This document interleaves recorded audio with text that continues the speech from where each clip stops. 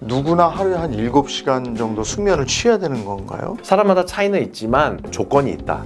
충분히 한 번에 잘 자라, 밤에 자라, 소음 없이 자라, 이런 것도 있습니다. 학회의 내용이 침대는 잠을 잘 때랑 성생활만 할 때만 써라. 저는 개인적으로는 스트레스를 소화시키는 방법은 포기해라, 내려놔라, 감사해라. 어떤 일을 닥쳤을 때 보통 사람들은 불행한 일이라고 생각할 수 있지만 이게 어떻게 돌아 나한테 좋은 일이 될 수 있어. 생활습관의학은 이게 좀 생소하거든요. 뭡니까? 생활습관의학은 이제 영어로는 라이프스타일 메디슨이고요. 네. 서양 문화가 생활습관적 성인병이 생기고 뭐 정크푸드가 나오면서 1980년대부터 미국 의사들 중심으로 해서 우리가 이러면 안 되겠다. 그래서 90년 초에 미국 생활습관의학이 설립이 됐고 전문의가 만들어졌어요. 생활습관의학을 우리가 교정해야겠다는 것을 미국 의사가 90년도부터 만들었고요. 우리나라는 정식 국제생활습관의학 전문의 제도가 나온 게 5년이 됐어요. 예. 그래서 제가 우리나라에서는 신경외과 전문의로서는 생활습관의학 전문의를 딴 1호거든요. 그래서 제가 더블 보드맨인데 저게 왜 중요하냐면은 음식이라든지 또는 운동, 스트레스 관리, 수면, 사회관계 또는 중독, 이 6가지 측면에서 생활습관을 교정하는 거고 질병이 안 생기게 환자로 진입이 안 되게 예방해주는 학문인데, 저는 외과 의사거든요. 수술도 하고 시술도 하고 통증 관리하는데, 제가 이렇게 생각해 보니까 이 환자가 척추 질환으로 들어오기 전 관리를 해야겠더라고요. 그래서 제가 좀 공부를 하다가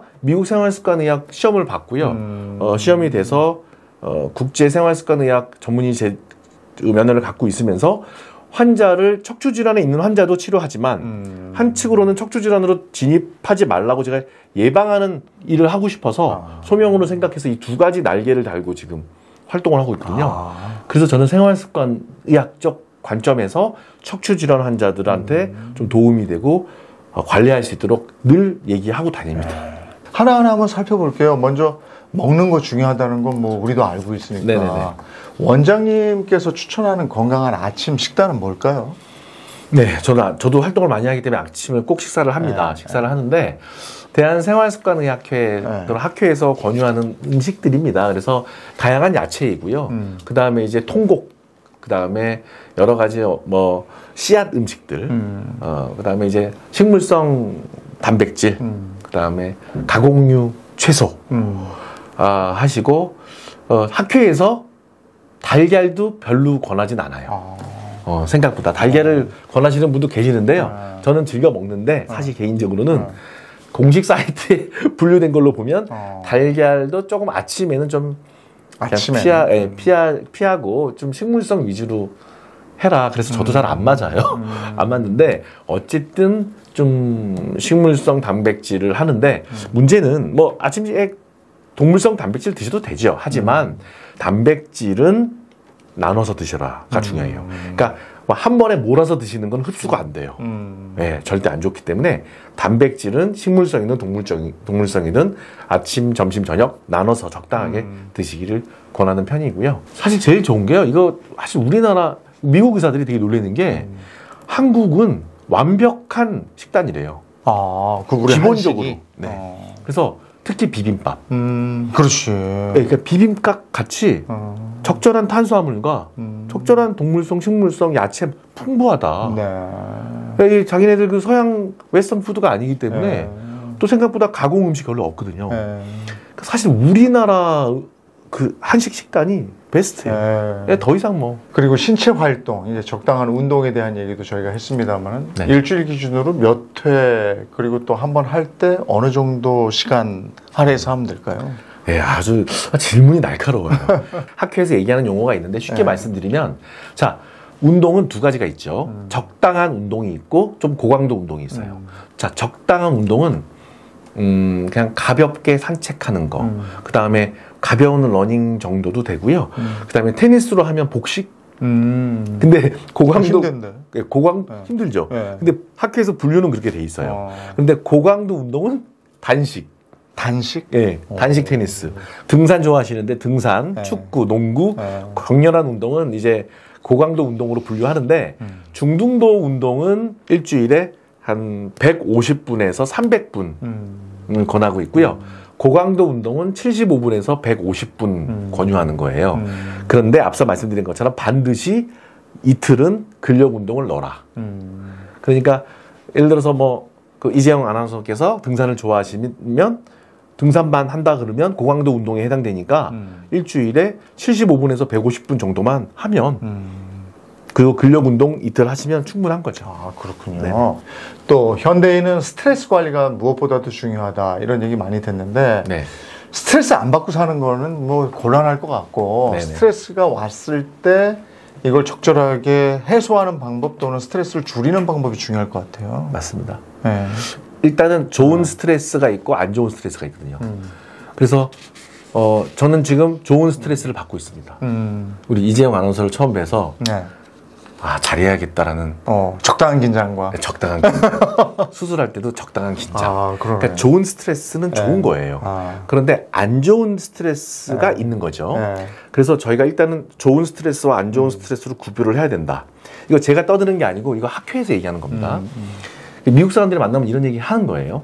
그럼 좋은 스트레스는 됐어. 그럼 안 좋은 스트레스는 인풋이 즉 들어오는 것을 최소한 해야겠죠. 하지만 이것은 어렵다. 그래서 소화가 돼야 되죠. 스트레스가 좀 소화가 돼야 되는데 저는 개인적으로는 스트레스를 소화시키는 방법은 포기해라. 내려놔라. 감사해라. 이렇게 얘기하거든요. 그래서 조금 안 좋은 일이 있을 수 있지 않습니까? 그러면 저는 자세혁명 전도사인데요. 어떤 일을 닥쳤을 때 내가 보통 사람들은 불행한 일이라고 생각할 수 있지만 이게 어떻게 돌아 나한테 좋은 일이 될 수 있어. 즉 어떤 일이 생겼을 때 내가 그거를 대하는 자세. 그러니까 자세는 포스처만이 아니고 attitude, 태도. 자세. 네, 태도. 그래서 great attitude, 가장 좋은 태도 자세가 뭔지 아세요? 합치면 gratitude, 감사죠. gratitude. 어떤 일을 당했을 때 나한테 마음이 안 들어도 gratitude, 감사다. 저는 이게 스트레스를 줄이는 가장 좋은 방법 같아요. 사람들이 스트레스 안 받는 방법 중에 하나가 주변에 사람이 많아서 소통할 수 있는, 그러니까 인간관계를 얘기하더라고요. 친구가 정말 그냥 골프 4명이 나가잖아요. 그러니까 이렇게 멤버가 될 수 있는 평생 친구가 있으면 걱정 없다 이런 얘기 하는데 그걸 유지하시는 분들도 특징이나 비결 같은 게 있을까요? 그분들도 이 감사하는 마음을 가지면 가능할까요? 네, 기본적으로는 서로 이제 6가지 그 생활습관의학적인 게 서로 유기 관계가 있고 연결이 되어 있는데 저런 사회적 관계를 잘 하시는 분들은 일단은 봉사를 많이 하더라고요. 그러니까 남 배려하고 그다음에 서로 이렇게 돕는 일을 서로 같이 하고 친구들도. 예를 들어서 제가 모 고등학교 동창 회장이거든요. 내가 청담고 1회 동창 회장인데요. 제가 과감하게 얘기했습니다. 야, 어디 가서 술 먹고 소주 먹는 거 다 좋아. 그런데 우리 청담고가 이제 서초구 잠원동으로 옮기거든요. 그래요? 네, 그래서 옮겨요. 결정 나서. 그러면 잠원동으로 옮기면 잠원고등학교 하면 안 되잖아요. 저희가 동창회에서 막 해가지고 청담 이름을 그대로 가는데 그래서 서초구 관내에서 우리가 무슨 일을 하자. 그래서 연탄봉사를 해요, 저희는. 그러죠. 그러면 연탄봉사라는 친구들이 모이죠. 연탄봉사하는 친구들이 모여서 얘네들이 바쁘지만 토요일 날 저기 어디 그 서초구 지역에 남태령 지역이 있거든요. 독거노인들이 있는데 연탄을 봉사하러 가요. 11월 달이면. 연말 모임을 그렇게 하는 거죠. 즉 어떤 커뮤니티, 어떤 사회적 봉사, 남을 위한 배려 이런 것들을 열심히 하는 분들이 건강하시고 은퇴해서도 좋으시더라고요. 그건 확실해요. 그래서 거기에 들어가고 그러니까 그런 것들 중요한 것 같고요. 또 다른 면은 저게 양으로 되는 건 아닌 것 같아요. 사회적 관계가 질이 중요하지 양이 많다고 잘하는 건 아닌 것 같아서 오히려 양은 많은데 질이 안 좋으면 다 쳐내야 돼요. 저는 개인적으로 그렇게 생각합니다. 그리고 5번째, 회복 수면에 대한 얘기. 수면 시간을 보통 한 7시간 정도라고 얘기하는데 사람마다 이게 다른 겁니까? 아니면 누구나 하루에 한 7시간 정도 숙면을 취해야 되는 건가요? 국제생활습관의학회에서 얘기하는 거는 한 번에 잘 자고 또 뭐 몇 시부터 예를 들어서 뭐 11시부터 6시까지 주무시라고 하는 가이드라인이 있는데 사람마다 차이는 있지만 나눠서 자는 습관은 당연히 안 좋습니다. 오히려 낮잠을 30분 이상 자면 안 된다고 되어 있습니다. 낮잠은 좋은데 30분 안쪽으로 잠깐 주무시라. 하지만 조건이 있다. 충분히 한 번에 잘 자라. 밤에 자라. 소음 없이 자라. 그 다음에 빛 중요합니다. 네. 핸드폰, PC나 TV의 블루라이트. 너무 수면파를 안 좋거든요. 블루라이트 피해라. 수면하기 전에 3시간 동안은 폭을 비워라. 알코올, 뭐 음식 이런 거 안 좋다. 이런 거고, 이런 것도 있습니다. 그 학회 내용이 가이드라인 중에서 침대는 잠을 잘 때랑 성생활만 할 때만 써라. 자꾸 눕지 마라. 자꾸 누워서 뭐 하지 마라. 침대에서. 뭐 이렇게 가이드라인이 있기 때문에 이런 것들을 잘 지키면 좋은 습관이 될 수 있는 거죠. 그렇군요. 네. 근데 이제 마지막으로 아까 그 회피 물질 말씀하신 것 같아요. 그러니까 폭음, 폭식 이런 게 안 좋다는 건데 폭음의 정의. 내가 먹고 못 견디면 그게 폭음인 거죠. 어떤 사람은 소주 2잔만 먹어도 막 너무 힘들어. 그럼 네네. 그 사람 기준으로는 그게 폭음인 거죠. 그렇습니다. 우리 몸에는 알코올을 분해하는 성분들이 잘 없는 분도 계시거든요. 있는 분도 계시고 또 굉장히 과민한 분도 계시기 때문에 폭음의 정의는 정신과적으로는 있는데요. 이게 중독은요. 뇌 질환이거든요. 그래서 생활습관적 관점에서 보면 중독은 그냥 정신병 또는 뇌질환으로 보고 있습니다. 굉장히 매력적이지만 음주나 흡연이나 뭐 요즘에는 게임, 마약까지 당연히 그 중독에 대한 것은 여러 번 강조해도 지나치지 않습니다. 오늘 이동혁 원장님과 바른 자세에 대한 얘기, 바른 생활 습관에 대한 얘기 나눠봤는데요. 말로 하긴 쉽지만 이게 꾸준히 지키는 게 제일 중요한 거거든요. 오늘 얘기해 주신 이런 것들을 생활 속에서 실천하면 훨씬 더 건강하게 사실 수 있을 것 같습니다. 이동혁 원장님 함께해 주셔서 고맙습니다. 네, 감사합니다.